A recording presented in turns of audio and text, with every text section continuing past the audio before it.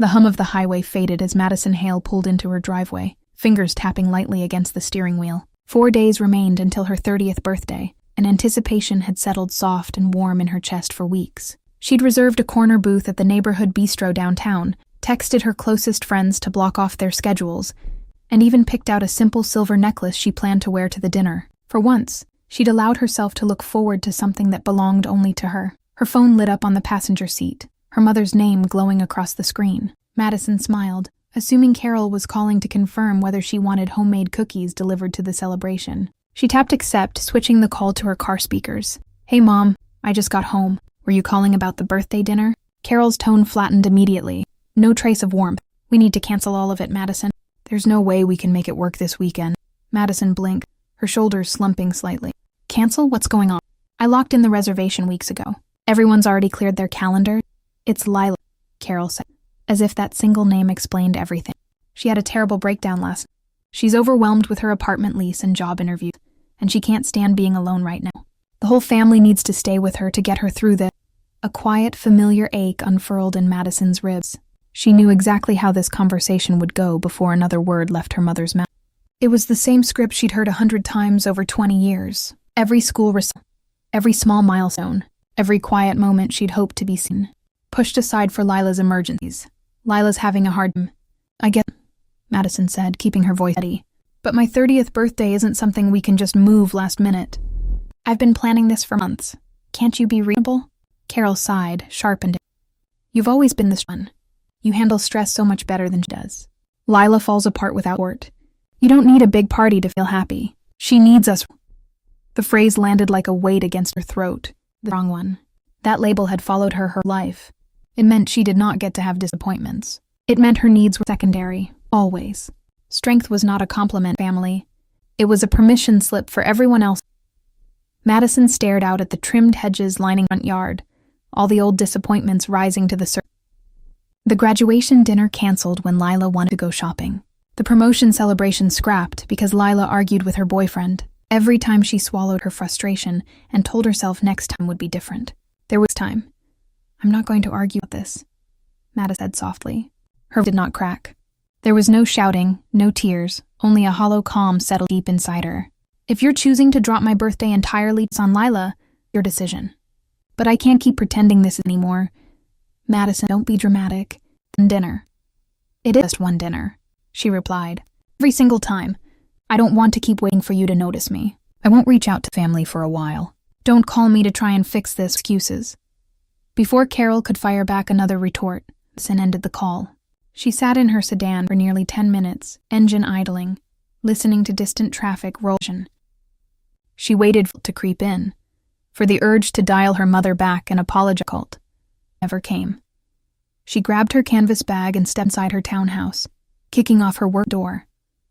Sunlight filtered the living room windows, catching the stack of old cardboard boxes she'd dragged down from the end.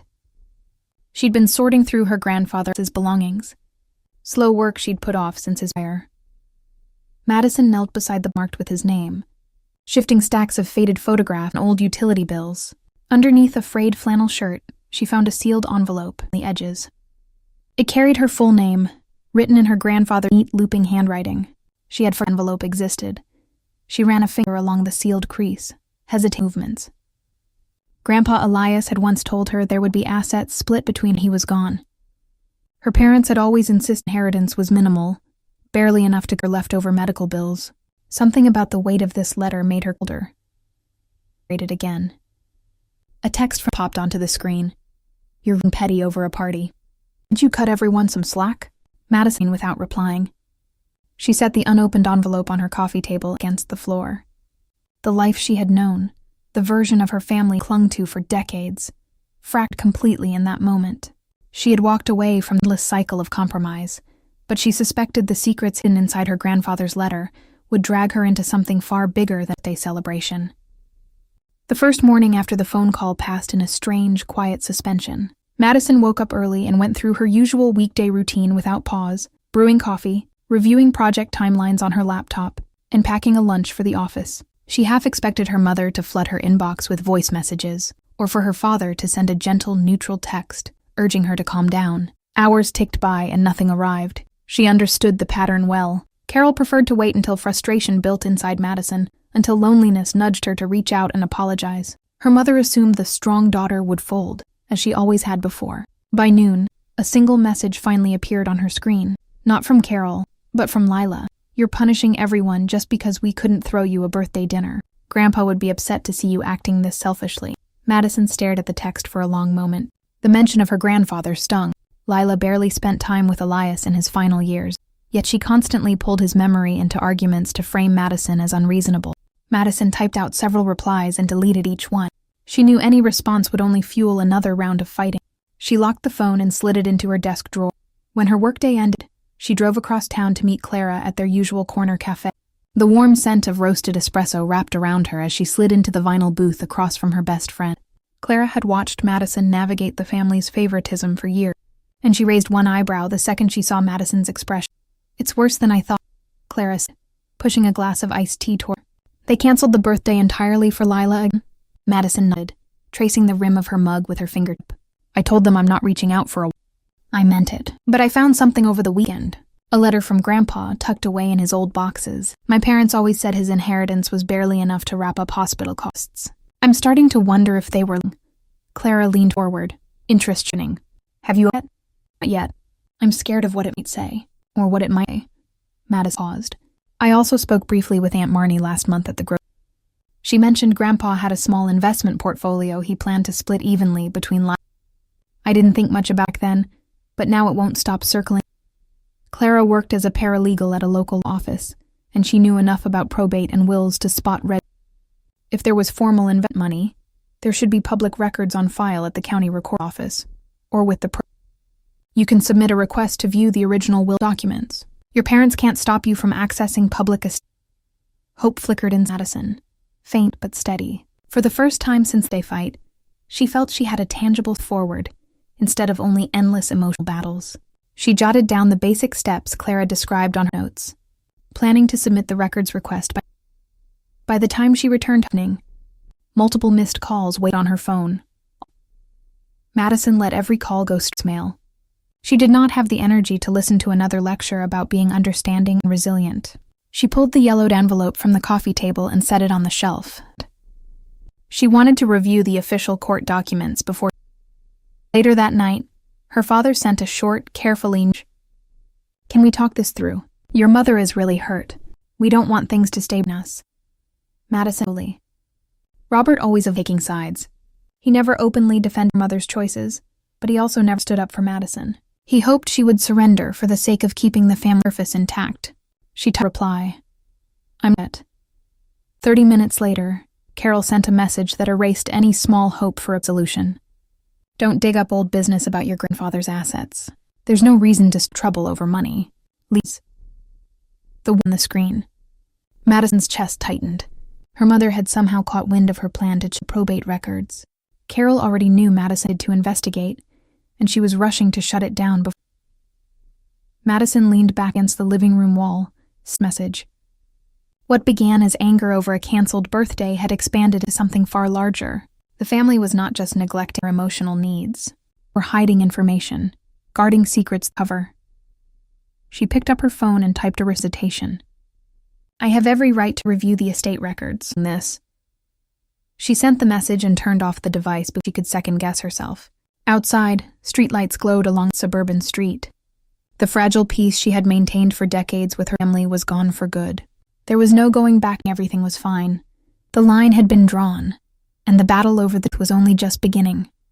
The following morning, Madison submitted her formal request to the county probate court, filling out digital forms and attaching a copy of her state ID. She spent most of her workday distracted, glancing at her phone every few minutes, half expecting another wave of heated messages from her mother. When the workday wrapped up, she drove home, resolved to open her grandfather's sealed envelope before the evening slipped away. She settled onto the living room sofa, the yellowed paper resting lightly between her palms. The seal split with a soft tear, and she unfolded the letter. Grandpa Elias's handwriting was clear and firm, unchanged from the notes he'd slipped her as a teenager. He wrote plainly that he intended to divide his savings, rental property and stock holdings equally between Madison and Lila. He added a quiet warning, urging her to stand up for herself if anyone tried to twist his final wishes, and to trust her own judgment over family pressure. Madison read the letter twice, her throat tight. Everything her parents had told her was a lie. There was no small pool of money eaten up by medical bills. He had planned for both granddaughters to receive a meaningful inheritance. Her phone buzzed. Clara texted to say she had called the court. Records would take 3 to 5 business days to process. While Madison waited, she began gathering evidence of the years of half-truths, scrolling through old text threads where her parents brushed off every question about the estate. She captured screenshots and saved them to a locked cloud folder, methodical, no longer acting on raw emotion alone. 2 days later, Carol called again. Madison answered once, knowing she could not avoid the confrontation forever. "Madison, drop this nonsense right now," Carol said the second the line connected. "You're stirring up chaos for no reason. Your grandfather changed his mind before he died. He decided Lila needed more, and that." "Where is the updated will that proved that?" Madison asked me. "I've requested the court's file be. I want to see every revision." Carol's tone deepened. "You don't need to dig into all this. Why are you so focused on money? This isn't how a loving daughter be." "This isn't a greed," Madison replied. "It's about honesty. For years you told me the inheritance was negligible. Grandpa's letter says something completely different. Someone altered his." Her mother hesitated for a beat, then shifted tactics. "You have a stable job, you can survive. Lila struggles constantly. It's only fair we give her more of it." "Fair," Madison added quietly. "That word has never meant the same thing for Lila. Every milestone, every chance I had to celebrate myself gets pushed aside needs. Now you want to hand her all of Grandpa's assets, get nothing. Except that." Robert stepped background. She could hear his muffled voice trying to calm down. "Can we meet for dinner and talk privately?" he asked. "No fighting, just conversation," declined. "I'm not coming to a family meal to be pressured backing down. We can discuss this once I receive the official documents." The call ended on a bitter note. By evening, Lila sent a lengthy message accusing Madison of running the family, claiming she had always envied a younger sister. Matt did not reply. She recognized the pattern. Divide and conquer. Turn every family. When the court notification arrived in her inbox 3 days later, the public filing matched her grandfather's written plan, but attached addendums contained suspicious signatures dated months after all. The paperwork transferred nearly all liquid assets to a joint account made by her parents, with Lila listed as the sole beneficiary. Madison forwarded the document to Clara. Her fact quickly. The signature dates were a red flag. Formal will amendments could not be executed as passed away. Night fell outside house windows. Madison stared at the digital copy of the paperwork. She was no longer simping for answers. She had proof that manipulation had taken place. Her family had coordinated to owed. She picked up her phone and typed a direct message to her parents. "I have received the probate records from the county court. I see the unauthorized changes made to Grandpa's estate documents. I am not going to let this stand. I will explore every legal option available to share." She sent the message and set her phone face down. The choice to fight was made. She had shifted from passive victim to active in future. Understood the risk. Taking formal action would shatter what little bond. Somewhere in the quiet neighborhood, door slammed. Madison wondered how long it would take for her mother to realize she was not going to back down this time. The hours after sending her message stretched thin. Madison half expected an immediate explosion of angry calls, but silence lingered for more than a full day. She knew the pause was strategic. Her parents were coordinating their stories, aligning every detail so they could present a unified front when they finally responded. On Wednesday afternoon, a long text thread popped up, forwarded by one of her distant cousins. Carol had been reaching out to relatives across the family tree, carefully shaping a narrative. Madison was consumed by greed, throwing decades of family love aside over money, refusing to understand how fragile Lila's mental health remained. The version of events shared with everyone omitted the canceled birthday, the grandfather's letter, and all the suspicious probate paperwork. Madison's chest grew heavy as she read. Her mother understood how to weaponize reputation. If enough relatives accepted this one-sided story, she would be painted as the villain no matter what evidence she uncovered. That evening, Lila called directly. Madison hesitated before answering, still clinging to the faint, foolish hope that her sister might not know the full extent of the scheme. "Can you just stop?" Lila said the second the line opened, voice tight with frustration. "Mom and Dad are stressed out constantly. You're tearing everyone apart because you want more cash. You already have a great career, a nice townhouse. Why can't you let me have this?" "Did you know Grandpa intended to split everything even?" Madison asked. "Did you know the asset transfers happened after his..." There was a short weighted silence on the other. I know Mom said Grandpa changed his mind before he... Lila answered, I don't look into all the legal paperwork. I trust them to handle... Madison's hated. She assumed Lila was fully complicit, willingly accepting wealth taken from her sister while helping to paint Madison as unreasonable. The gap between them widened. You're choosing to believe their version without asking, Madison said softly. I can't keep pretending this isn't... I need to protect what belongs to me. Fine, Lila snapped. Go chase your lawsuit. Don't come crying to me when everyone in the family picks sides. The call ended abruptly. Madison set her phone aside and walked to the kitchen to pour a glass. Lila's words settled like cold lead. Isolation ahead. If nearly all relatives sided with her parents, she would stand alone in the fight. She met Clara after work the next day at the cafe again. Her friend spread printed copies of the probate filings table, pointing out the timeline inconsistency. The amended documents were filed 7 months after Eli passed away, Clara explained. A deceased person cannot legally sign new addendums. That alone is grounds for formal dispute. But there's complication.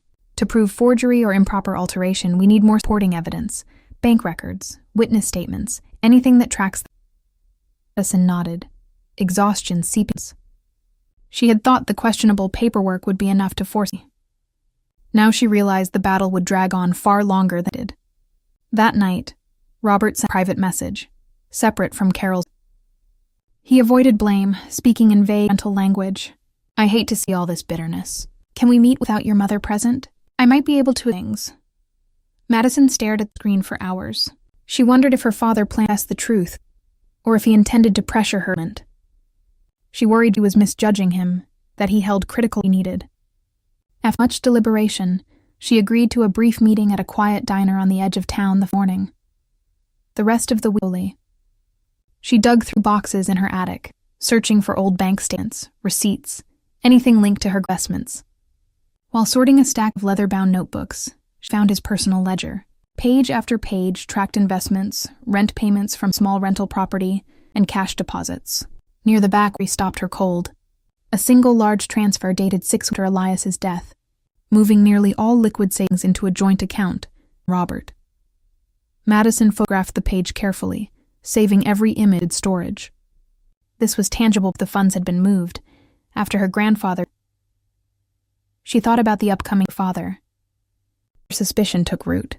What if he only wanted to meet to discourage her, to convince her to abandon the fight before she uncovered more damaging records? What if he would destroy evidence if given the chance? The weekend arrived, and Madison to the diner. She placed a printed photo of the lead transfer inside her bag, to Robert. Before she left, she reread Lila's final text once more. The sisters were no longer simply distant. They were opponents. The family alliance her parents stood firmly against her. She locked the front door. The risk of walking into the diner alone weighed heavily on her shoulders. Whatever her father planned to say, one harsh truth. She could no longer trust anyone in the same household. The rift was too deep to mend easily. The autumn morning air was crisp as Madison pulled into the diner's half-empty parking lot. Sunlight filtered through bare tree branches, casting thin, shifting shadows across the asphalt. She arrived 10 minutes early, intentionally, to sit in her car and steady her nerves. Her father had spent decades playing the neutral, quiet peacekeeper, but neutrality in an unfair family was never innocent. It was compliance. When she stepped inside, Robert was already seated in a worn vinyl booth by the window. He had his hands folded on the table, his posture stiff and unrelaxed. Nothing like the casual, easygoing father she'd grown up remembering. He didn't smile when she sat down. "Thanks for agreeing to come," he said quietly. "I didn't want this to get uglier than it already is." Madison set her bag beside her feet, keeping her posture straight. "I'm here for the truth, Dad, not another family lecture." A server stopped by to pour 2 cups of black coffee, breaking the tense silence for a moment. Once they were alone again, Robert exhaled slowly, his shoulders deflating like he'd been carrying a weight he could no longer hold. "I never wanted you to find out this way," he admitted, voice low. "Your grandfather did split everything evenly. Original will, filed and signed just like his letter said." Madison's pulse flared. For the first time in weeks, her suspicion turned into confirmed certainty. "So the amended documents are fake?" Robert nodded, his gaze dropping to his coffee mug. "After the funeral, your mom panicked. Lila was going through a terrible depressive spell. Quit her job, couldn't pay rent. Carol swore Lila wouldn't survive without a financial safety net. She convinced herself that Grandpa would have favored the weaker child if he'd seen how things turned. Convinced her? Madison repeated, tone sharp with disbelief. She fabricated legal documents to steal my inheritance. That's not a judge call. That's fraud. No, Robert. I tried to back. But your mom doesn't back down once her mind's made up. She said you were stable. You had a career. You had savings. You'd be fine without the money. Madison stared at him, stunned by how casually he justified theft. So you helped her. You signed off on it. You moved. I didn't have a voice. Everyone had a voice, Madison replied firmly. You chose to protect one daughter by ruining the other.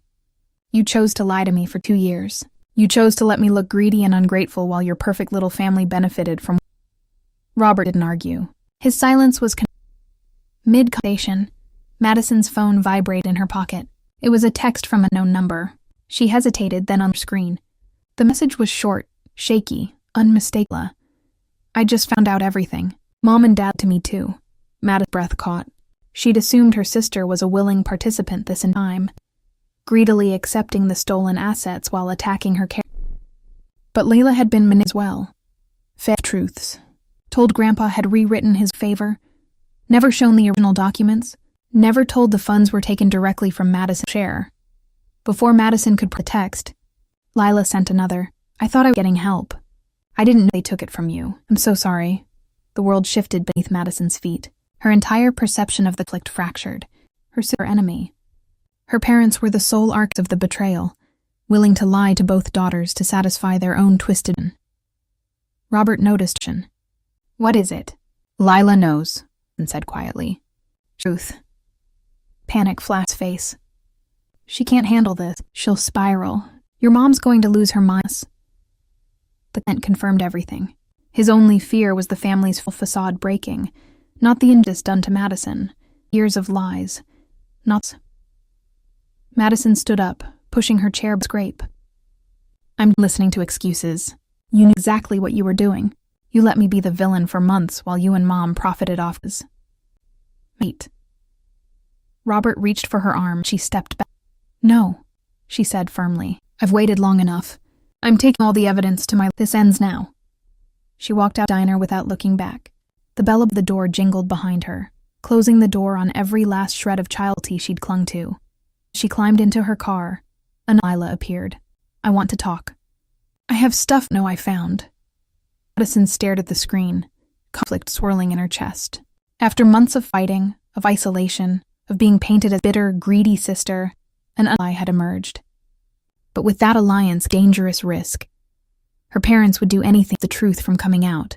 That Lila knew the secret. 2 daughters to control, not just one. Madison realized abruptly that this was just a fight for money.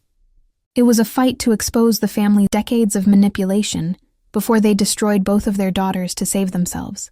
The drive home felt disorienting, like stepping out of a fog Madison had lived in her entire life. For months, she'd braced for a battle against both her parents and her sister, convinced Lila was complicit in every lie. Now the entire dynamic had fractured overnight. Lila was not her enemy. She was another victim, sheltered and misled by the same people who'd erased Madison's worth for decades. Madison's phone buzzed repeatedly on the commute home. Layla sent fragmented, anxious texts, admitting she'd snooped through their parents' home office files after overhearing Robert panic on the phone. She'd found printed copies of the original will tucked inside an old tax folder, hidden behind falsified amendment paperwork. For the first time in her life, Lila realized every comfort she'd been handed came directly at Madison's expense. Still, Madison hesitated to reply. Sympathy warred with years of accumulated hurt. Lila had spent months calling her petty, greedy, and ungrateful.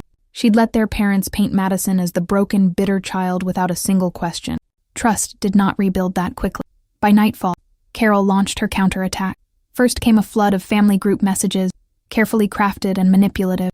Carol framed Madison's investigation as a vengeful tantrum, claiming she was weaponizing legal technicalities to ruin the family over misplaced resentment. She told relatives Madison had never gotten over childhood jealousy and was now trying to take Lila's only financial safety net. She omitted the forged documents, the stolen inheritance, every lie they'd told. Within hours, distant aunts, uncles, and cousins began replying with sympathetic comments for Lila and Carol. The isolation Madison had feared crashed over her all at once. She was being publicly exiled from her own family.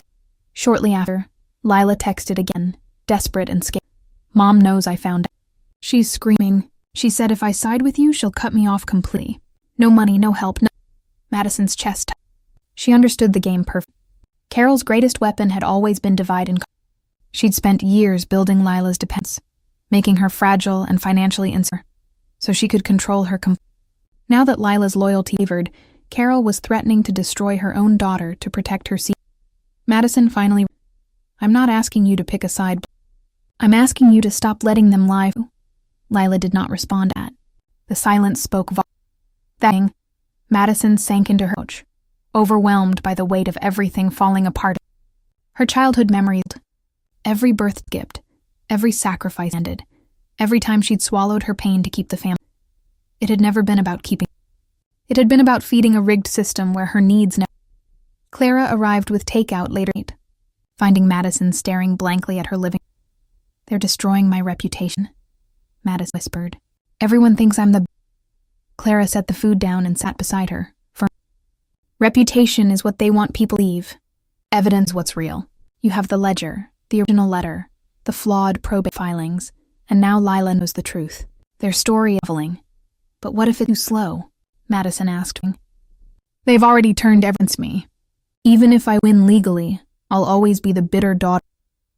For the first time through this fight, Madison let herself grieve fully.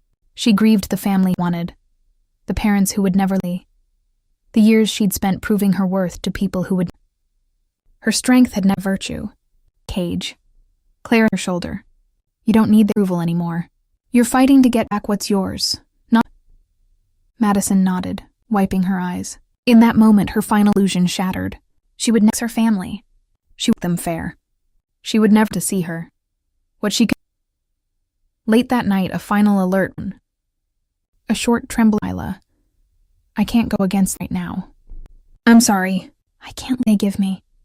Madison read the words without anger. She understood. Lila was too scared, too dependent, too trapped in the life they were her. The tentative alliance was over even began. Alone again, Madison stood from the desk. She opened her encrypted folder and organized every piece of evidence in sequence. No more hesitation. No more hoping for apologies or reconciliation. Her family and their lies.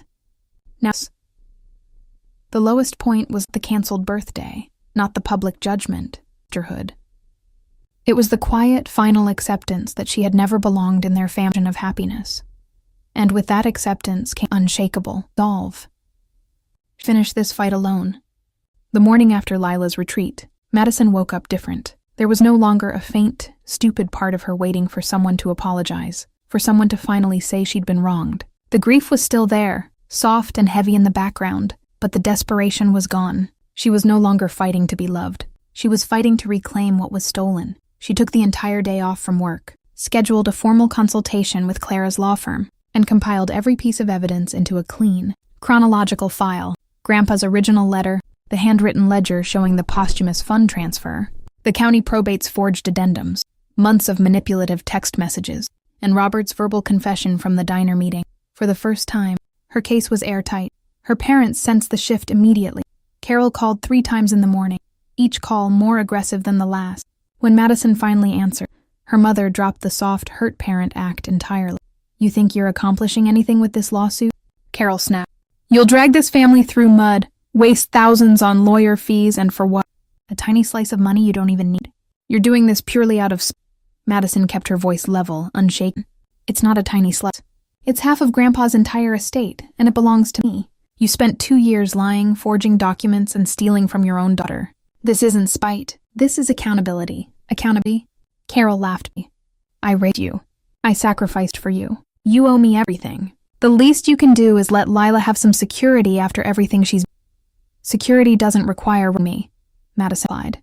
"You've spent my whole life sacrificing her. I'm done sacrificing." Carol's tone turned cold and threatening. "If you move forward with this legal garbage, you will lose this family. We will disown you. No more holidays, no more calls, no more relationships. You will be complete." Madison paused, breathing steady. The threat no landed. She was already alone. They'd made sure of that, though. "You all lost me," she quietly. "The second you canceled my birthday for the 100th time. The second you altered Pa's will. The family ended me." She hung up before Carol responded. Or later, Robert texted a last settlement offer. Clearly Carol. They would give Madison a one-time flat sum of $12,000 in exchange for full legal dismissal and permanent silence.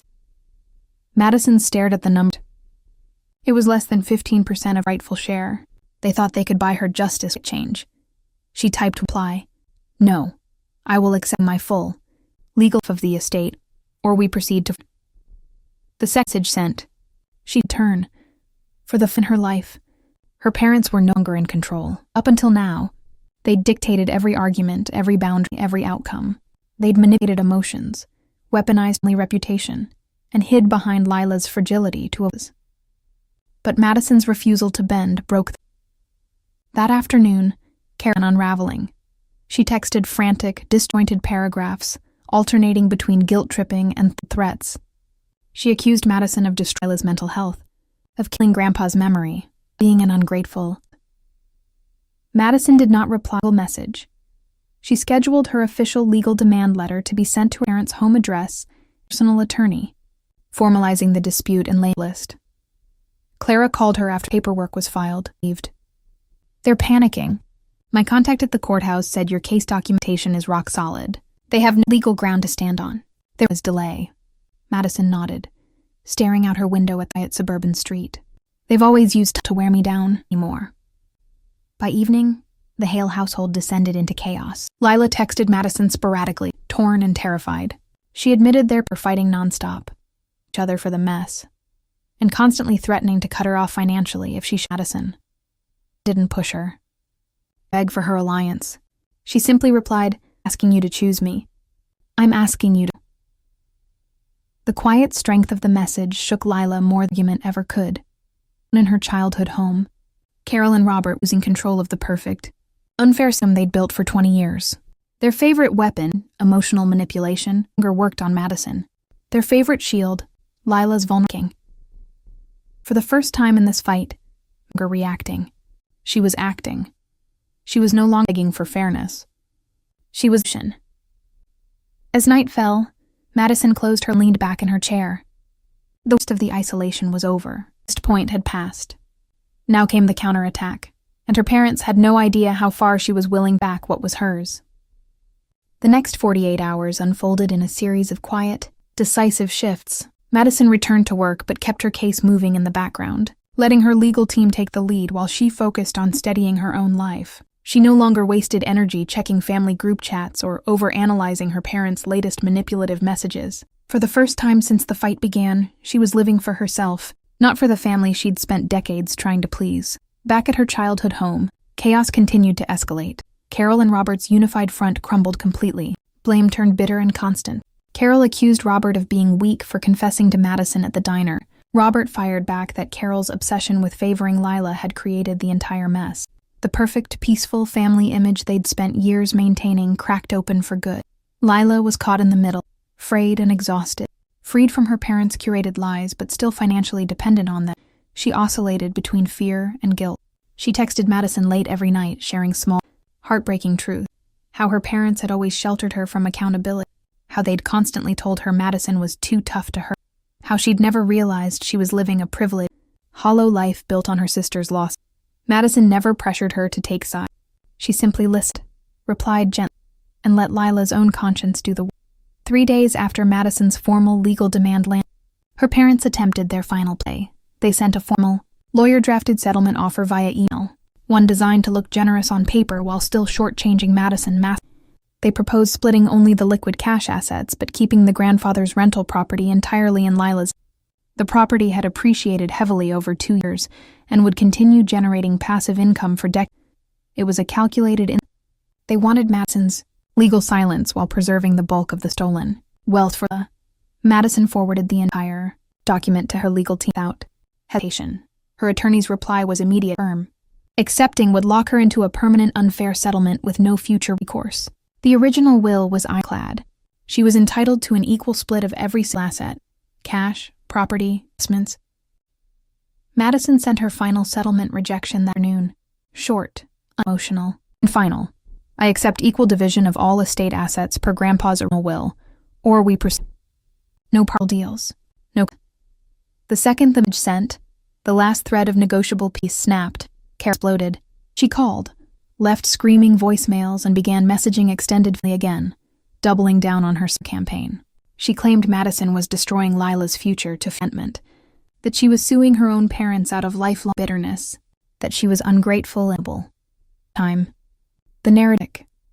A few older relatives who'd known Grandpa Elias personally began pushing.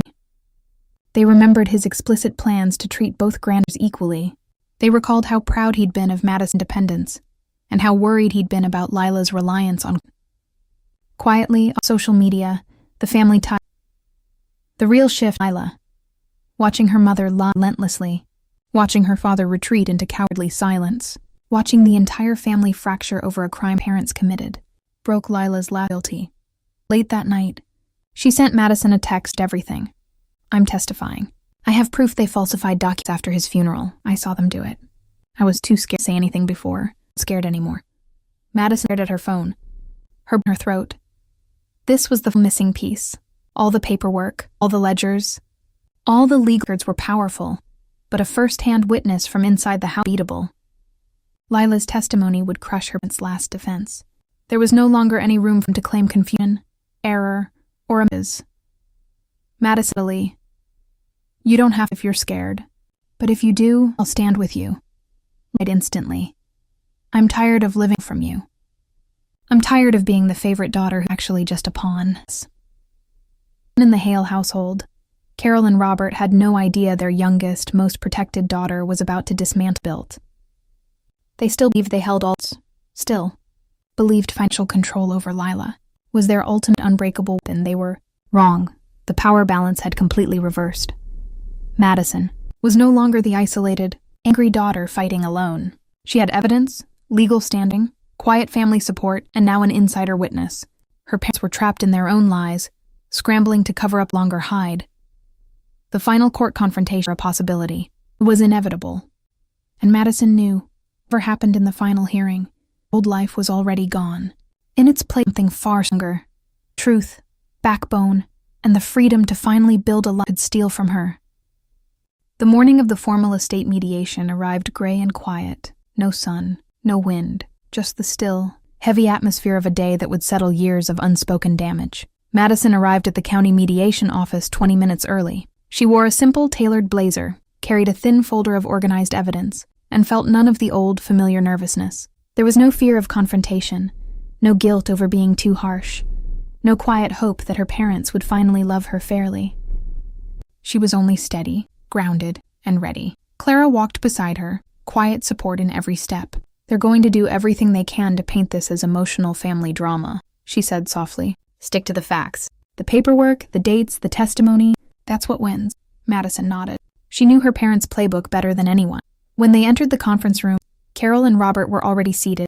Carol's face was tight, polished, defensive. She'd dressed up for the occasion, determined to look like the calm, wronged matriarch in front of the mediator.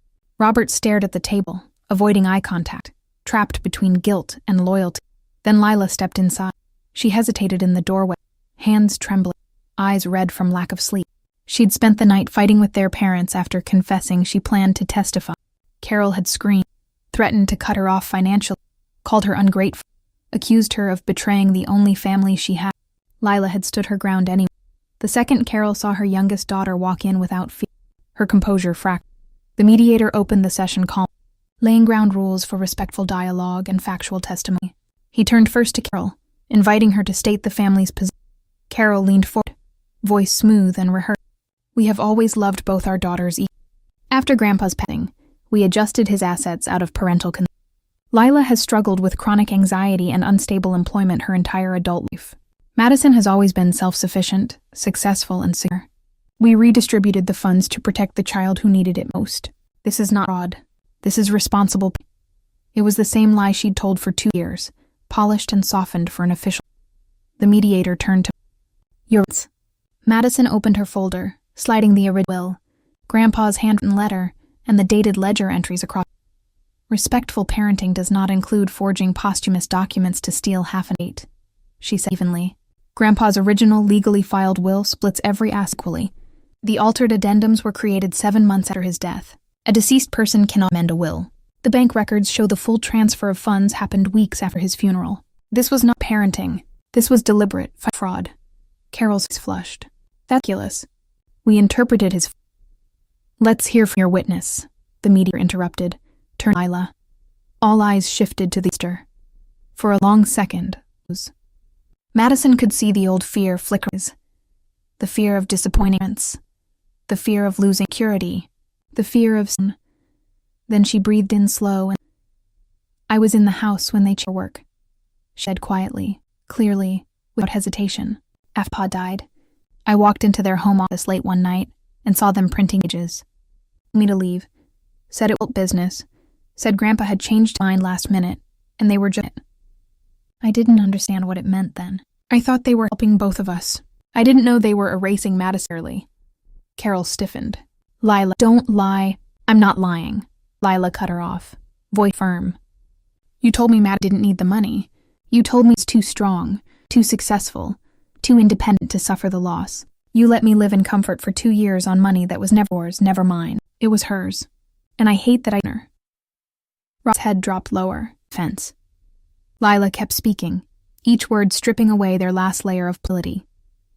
I watched you rewrite dates. I watched you scan and read signature lines. I was too young and anything then. Scared anymore.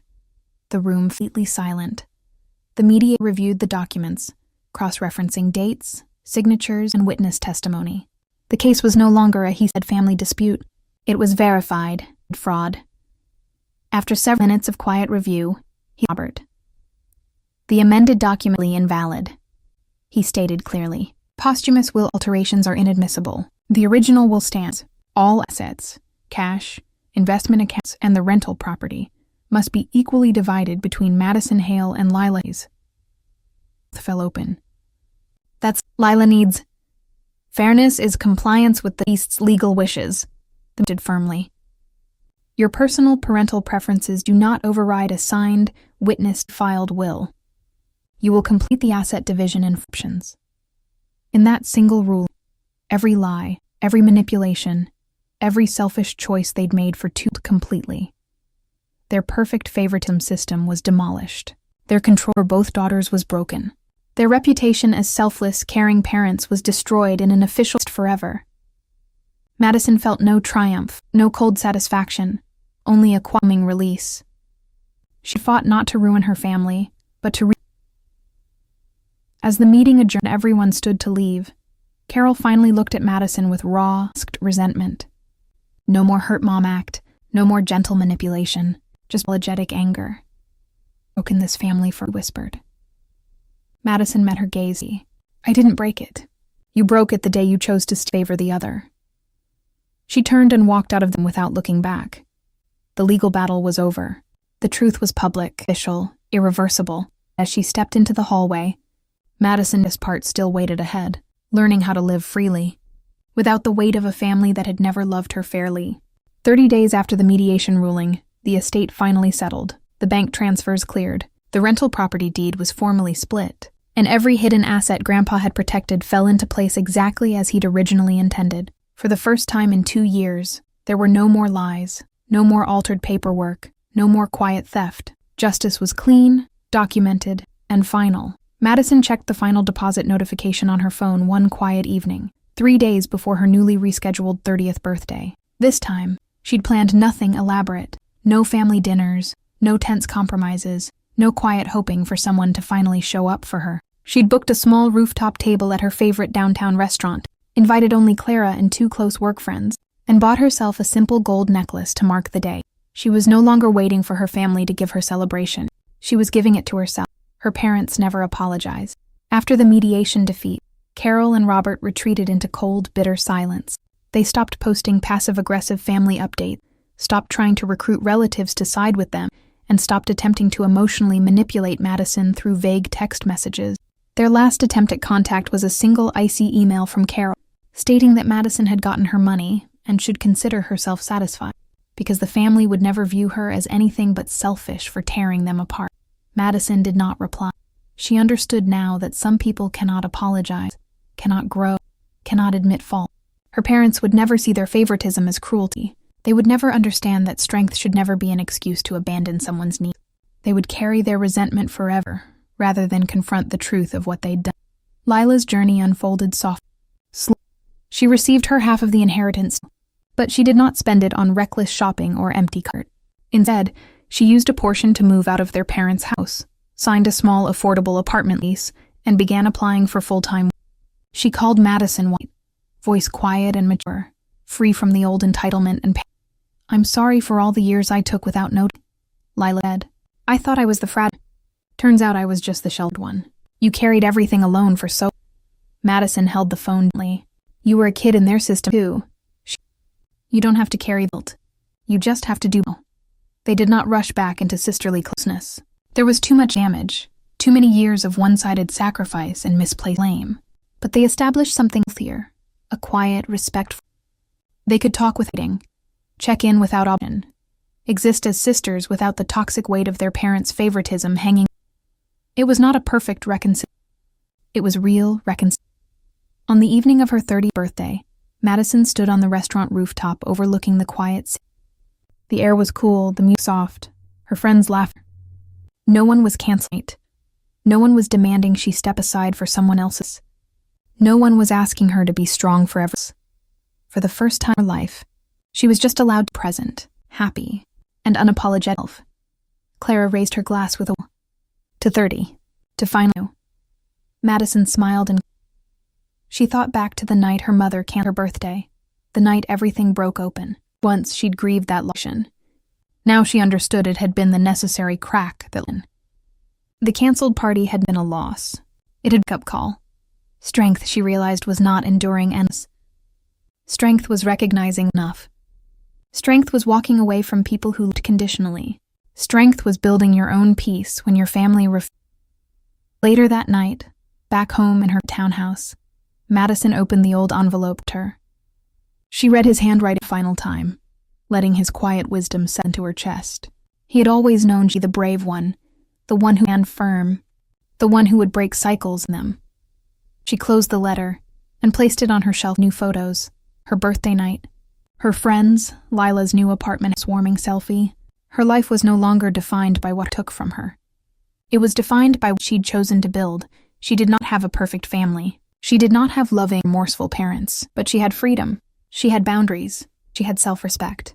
She had learned the hardest, most vital adulthood. Love should never. The old life where she sacrificed endless dead. At 30 years old, Madison Hale was finally unshakably free.